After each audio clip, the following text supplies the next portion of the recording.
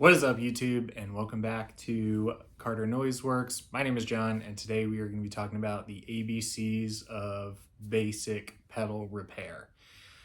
So when we're talking about pedals like this one, this is a ISP Decimator X Decimate. So it's the mini noise suppressor that ISP makes. It's based on the Decimator X circuit.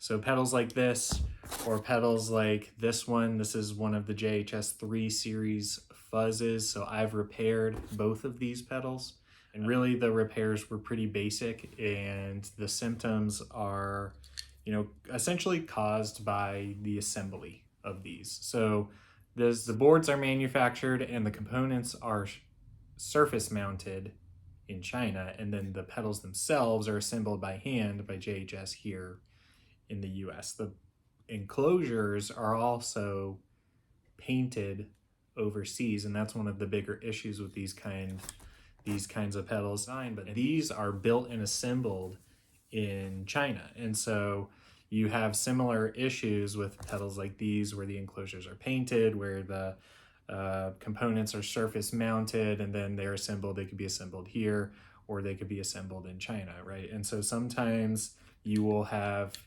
problems with these pedals, and they're not actually QC problems really. It just has to do with the way that the pedals are designed and the circuits are designed and the way the components are fit in these boxes and that kind of thing.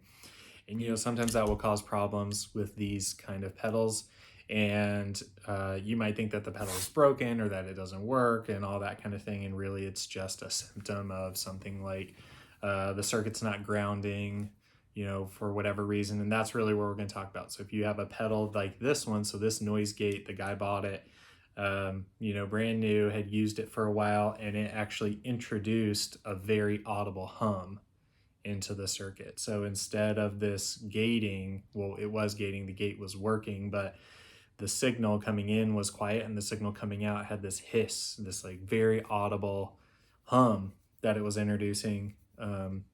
So it wasn't really gating correctly, and where was this hum coming from? That was kind of this question mark. Okay, so before you get rid of your pedals like this for cheap because they're broken, we're going to cover the ABCs of a couple of things that you can do at home to figure out if this is a grounding issue, and if it is, how do you fix it? So like in this case, this is a $130 Noise Gate. I picked it up from a guy, Broken, for 40 bucks, and it cost me about 10 minutes and a little bit of soldering to fix this. Same deal with this one. I picked it up pretty inexpensively. The bias was not working. It was noisy. Pedal was broken. It took me about 10 minutes, a $2 component, and a little bit of soldering. So I'm gonna show you guys what you can do with this. And now we're gonna move on down to my soldering workstation, and we're gonna look at these. So I'll be right back. All right, y'all, so we are down in my garage at my soldering workbench, and I already have this ISP Decimate disassembled. And so I wanna make this really quick because I wanna get you guys straight to the information. So the number one reason in pedals like this that you're gonna have noise problems is if it's a grounding issue, right? So how do we fix a grounding issue? Right, and this is a thing that you guys can do to any pedals that are like this, where the boxes are painted, are fully painted inside and outside, where if you don't know how to solder, this can be a great first step. It's really, really easy to do. So, you don't got to pull the soldering iron out, and this could fix your issue before you even go, oh no, my pedal's broken, I'm going to sell it on the internet for 40 bucks or at a huge loss, or I bought this thing and it doesn't work, but all right, try this. And then if this doesn't work, find yourself a buddy with a soldering iron.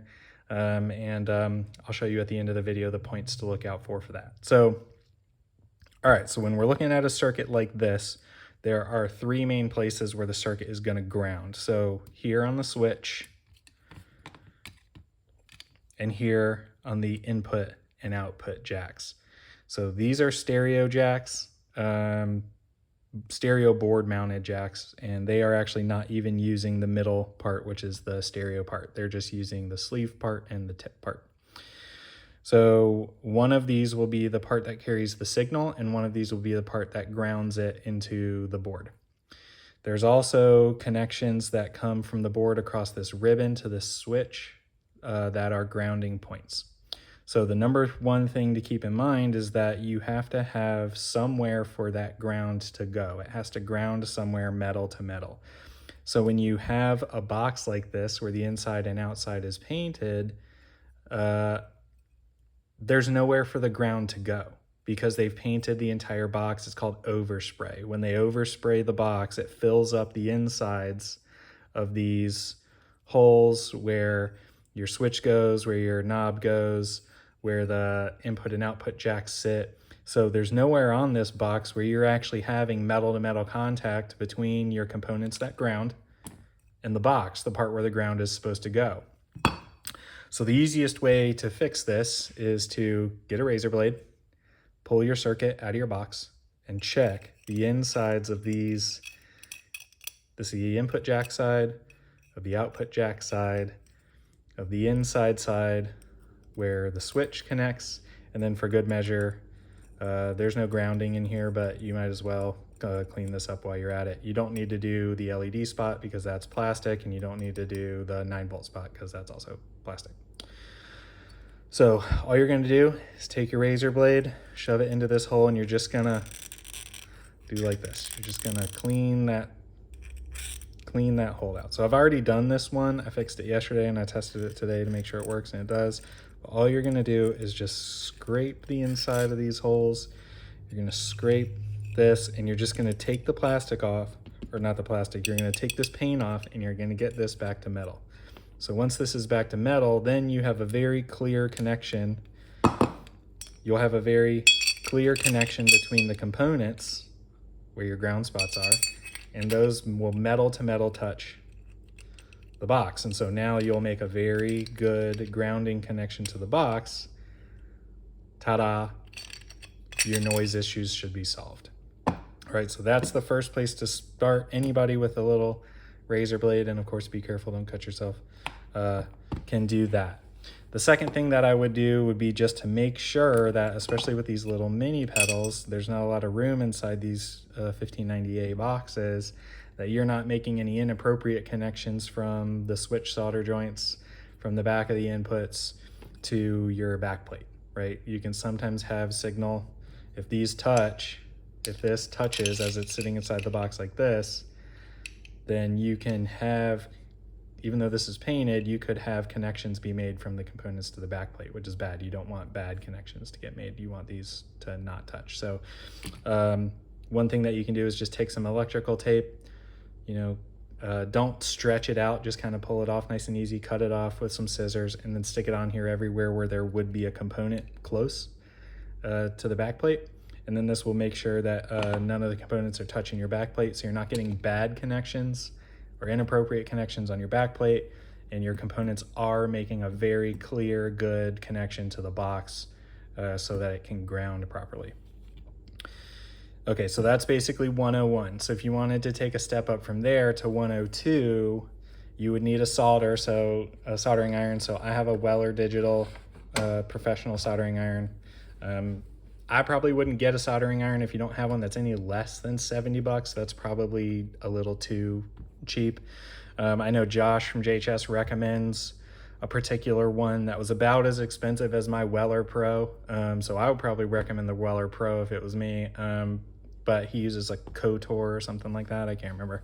But any good, soldering iron, $70, $80 to $100, $120, that should do just fine. Digital is also great because you can set the exact temperature for little boards like this, small components.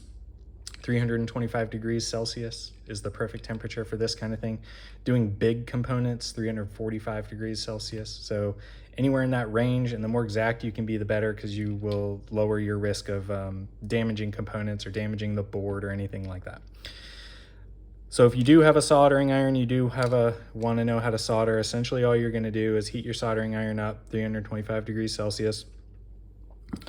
You're going to take the tip, mine's dirty right now, but you're going to get the tip all clean, you're going to get it tinned, and then you're just going to hit the joints at the power supply, right? So one of these is your positive power, one of them is your negative, and one of them is a ground to negative. Usually on pedals, there's only 2 connection points. You would only have a third connection point. I'm not sure which one of these is which, but you'd only have a third connection point if you have a battery. This doesn't have batteries, so normally, but they must have designed this board to run all 3 connection points. Regardless, it doesn't matter. Just hit these, heat the solder up, get it nice and flowy, let it burn the resin off, give it a little bit of new solder, call it a day. Same deal on the input and output jacks. So in this case, your input jack only has 2 spots. So you're just going to hit this spot here, hit this spot here, give it a little new solder. On the input jack, you're going to do the same thing. Hit this spot here, hit this spot here, hit this spot here, get it heated up, burn the resin off, get a little bit of new solder, call it a day.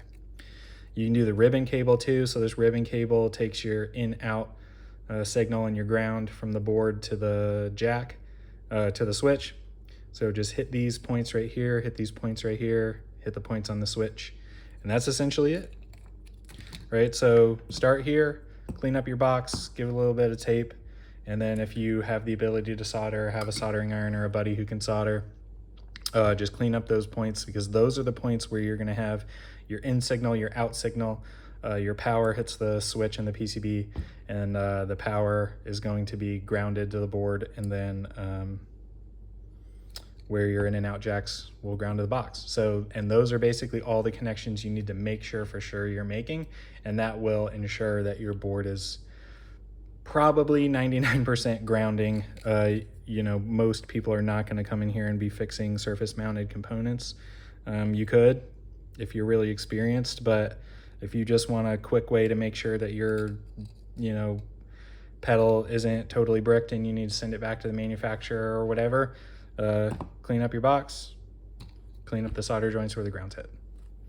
All right, well, in this case, that's what fixed this pedal, quiet as a church mouse now. So I scored an ISP Decimator X for 40 bucks, a little bit of soldering, a little bit of scraping with a razor blade, and she's good to go. All right, y'all, let me know if you have any questions. We'll see you next time. Peace.